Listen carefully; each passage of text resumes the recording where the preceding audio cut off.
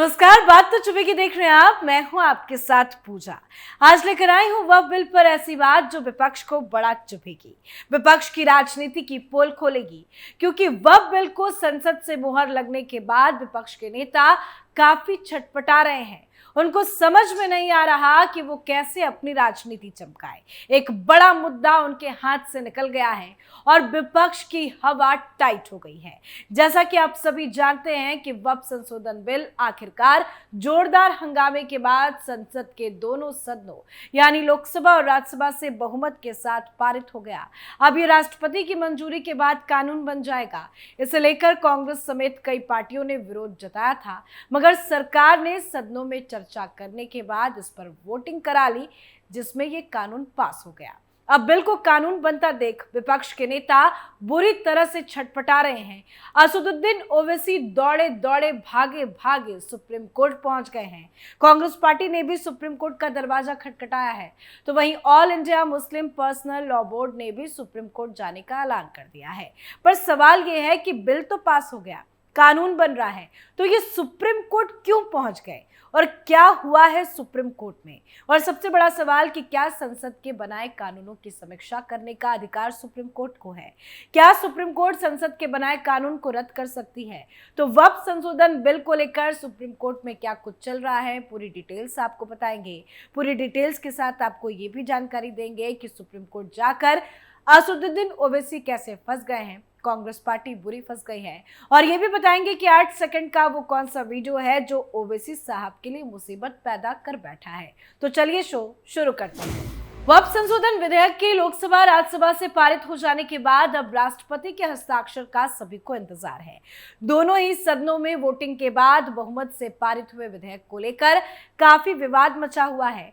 सरकार इसे वक्फ बोर्ड में पारदर्शिता जवाबदेही के लिए जरूरी बता रही है, जबकि विपक्षी दल और कई बड़े मुस्लिम संगठन देशव्यापी आंदोलन की बात कर रहे हैं। उनका कहना है कि ये मुसलमानों को निशाना बनाकर लाया गया विधेयक है।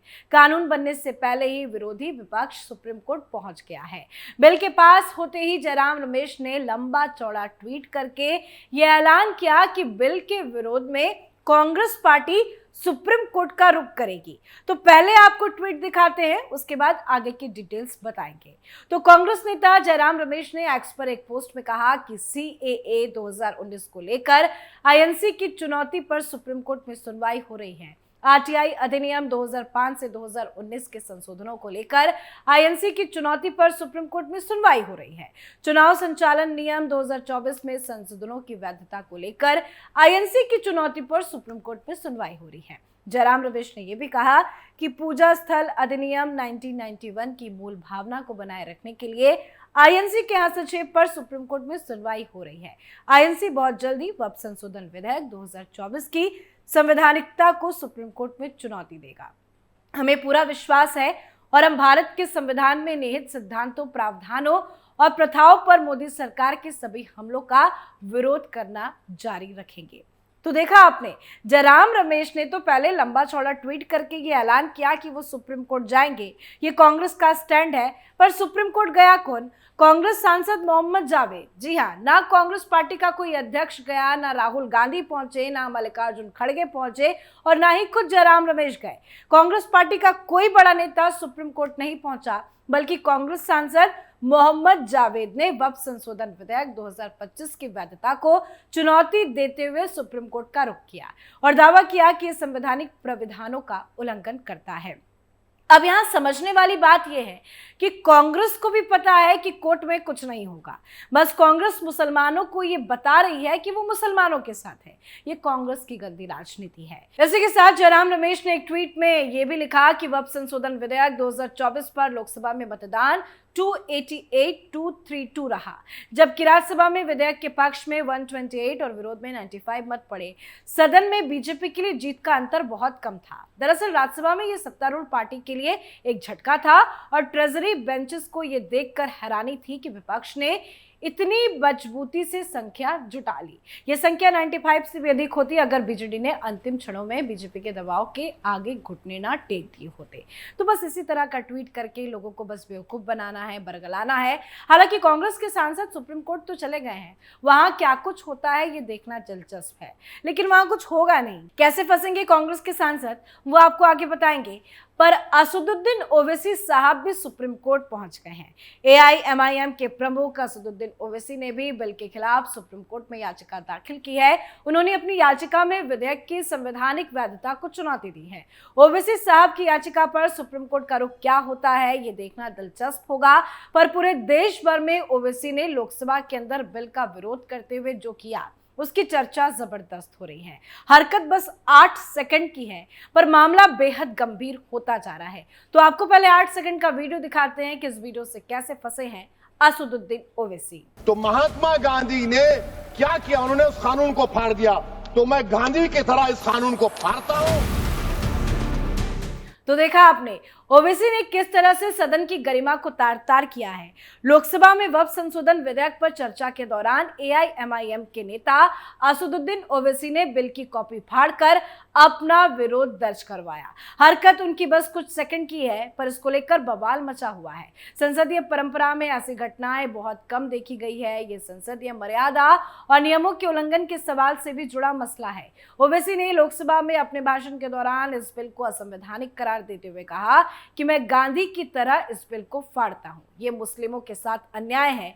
अब ओवैसी साहब सुप्रीम कोर्ट में जाकर क्या बोलेंगे? ओवैसी साहब का ये वीडियो सुप्रीम कोर्ट में दिखाना चाहिए और सुप्रीम कोर्ट ही ओवैसी साहब को सदन की गरिमा जरा बता दे। एक तरीका होता है विरोध दर्ज करने का, पर ओवैसी जी का गजब का ही तरीका है और वो पहले भी इस तरह की हरकत कर चुके हैं। बिल को लेकर ओवैसी साहब की ये दलील है कि ये विधेयक मुसलमानों के मौलिक अधिकारों का उल्लंघन करता है और वक्फ संपत्तियों पर सरकार का अत्यधिक नियंत्रण स्थापित करता है। विधेयक में वक्फ बाय यूजर के प्रावधान को हटाने पर भी आपत्ति जताई गई है। ओवैसी का कहना है कि इससे मुस्लिम समुदाय अपनी धार्मिक संपत्तियों के उपयोग में बाधा का सामना करेगा। इसके अलावा विधेयक में वक्फ बोर्डों में गैर मुस्लिम सदस्यों की नियुक्ति का प्रावधान भी विवादों में घिरा हुआ है। ओवैसी का दावा है कि इससे वक्फ संपत्तियों पर मुस्लिम समुदाय का नियंत्रण कमजोर होगा। तो इंतजार करते हैं कि सुप्रीम कोर्ट इस तरह की याचिका पर क्या कुछ स्टैंड लेता है। पर इस तरह की याचिकाओं का सुप्रीम कोर्ट में क्या होगा वो भी आपको बताते हैं। तो संसद से बिल के पास होते ही जैसे ये मामला सुप्रीम कोर्ट पहुंचा है, जिसकी हालांकि पूरी उम्मीद भी थी और उम्मीद पूरी है कि अब बिल के खिलाफ याचिकाओं की संख्या और लंबी होती चली जाएगी।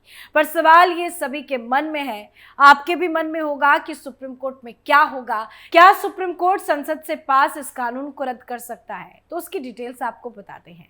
संसद का काम कानून बनाना है और लोकसभा राज्यसभा ने अपना काम कर दिया है। अब ये बिल संविधान के मुताबिक है या नहीं ये तय करने का अधिकार सुप्रीम कोर्ट के पास है। बिल को चुनौती देने वाले और इसका विरोध करने वाले बहुत हैं, लेकिन सुप्रीम कोर्ट इस बिल को संविधान की कसौटी पर तौलेगा और फिर तय करेगा कि ये बिल संवैधानिक है या फिर नहीं। बिल की खिलाफत करने वाले भी इसे संवैधानिक आधार पर ही कोर्ट में चुनौती देने वाले हैं। ऐसे में बिल प्रावधानों को लेकर सुप्रीम कोर्ट में इसे चुनौती दी जा सकती है और दे दी भी गई है। विपक्ष का पहला तर्क ये है कि ये बिल धार्मिक स्वतंत्रता का उल्लंघन करता है और वक्फ बोर्ड में गैर मुस्लिमों की एंट्री उस अधिकार का हनन है। हालांकि सरकार की दलील है कि वक्फ में किसी भी गैर मुस्लिम को जगह नहीं दी गई है, बल्कि वक्फ बोर्ड में गैर मुस्लिम सदस्यों और महिलाओं को शामिल करने का प्रावधान इस बिल में किया गया है। ऐसे में अब सुप्रीम कोर्ट तय करेगा कि क्या वाकई इस बिल के प्रावधानों से धार्मिक स्वतंत्रता के संवैधानिक अधिकार का हनन हो रहा है। तो सुप्रीम कोर्ट को संविधान का संरक्षक माना जाता है। ऐसे में वो तय जरूर करेगा और ये सुनिश्चित करने के लिए संसद के बनाए गए कानूनों की समीक्षा करेगा वो संविधान के अनुरूप है या नहीं। यदि सुप्रीम कोर्ट को लगता है कि कोई कानून संविधान के खिलाफ है तो वो उसे रद्द कर सकता है। हालांकि संसद को संविधान में संशोधन करने की शक्ति प्राप्त है, लेकिन वो संविधान के मूल ढांचे को नहीं बदल सकती। आमतौर पर संसद से किसी भी पारित कानून को सुप्रीम कोर्ट रद्द नहीं कर सकता और सबसे बड़ी बात कि संसद के पास केवल नए कानूनों का पारित करने का अधिकार है। संविधान के अनुच्छेद 13 के अनुसार यदि कोई कानून संविधान के विरुद्ध होता है तो उसे सुप्रीम कोर्ट रद्द कर सकता है। ऐसे में संसद के अलावा किसी भी संस्था या व्यक्ति को किसी पारित कानून को रद्द करने का अधिकार नहीं है।